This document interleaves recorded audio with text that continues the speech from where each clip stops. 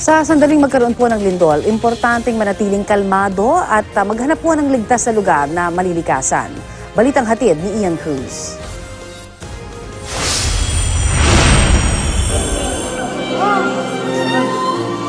Ganyan kalakas ang yanig na naramdaman sa loob ng isang hotel dito sa BGC. Ang mga chandelier tila umaalon din sa pag-uga. Kabilang sa mga apektado ang mga negosyante at delegado ng BOA Forum for Asia. Medyo malakas lindol. Akala namin bakit? Ano nangyari yun? Yun sa mga sa loob kami sa may nakaupo kami diyan. Doon ako sa parking nagulat nga ako, akala ko nga yung kotse kami yung diferensya. Yung pala, earthquake na. Pulo-pulutong ng mga empleyado ang nag-alisa sa iba't ibang gusali dito sa BGC. Tinignan ko lang po kasi yung kabilang building gumagalaw yung mga bakal.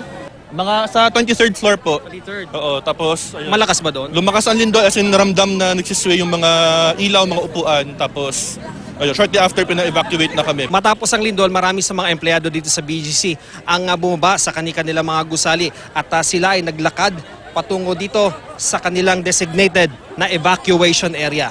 Ilang mga empleyado naka-hard hat pa habang lumilikas. Sa company namin, during onboarding, we're given yung parang kit, safety kit during evacuations, earthquake, fire emergencies. Gabi na, pero nasa mga open space pa rin ng BGC ang mga empleyado. Isang babae naman na nagka-panic attack, agad siyang nilapatan ng lunas sa mga medic.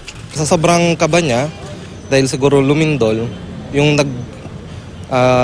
tumaas po yung niya or bumilis yung paghinga niya, kaya siya nagkaganyan siya.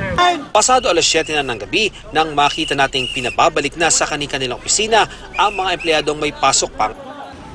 Walang patumpik-tumpik din sa paglikas ang mga namamasyal sa mga mall gaya sa Quezon City. Ang isang nagpasalon, naka-foil pa ang buhok ng lumikas. Naglabasan din ang mga namamasyal sa isang mall sa Binondo sa Maynila. Gayun din ang maraming empleyado sa Makati.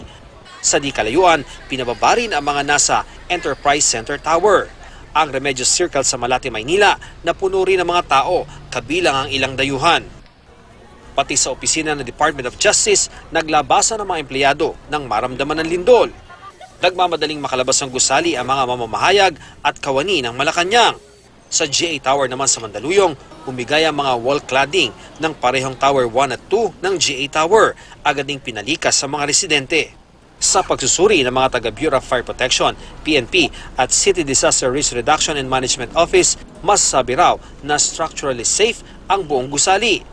Itinanggi naman ng OIC Property Manager na may mga elevator na bumagsak at may mga residenteng na-trap. Meron po tayong earthquake device, automatic hihinto yung elevators. Dahil pa rin sa lindol, nagkaroon ng bitak sa bahagi ng Recto Station sa LRT Line 2. Itinigil ang operasyon ng LRT Line 2 at Line 1.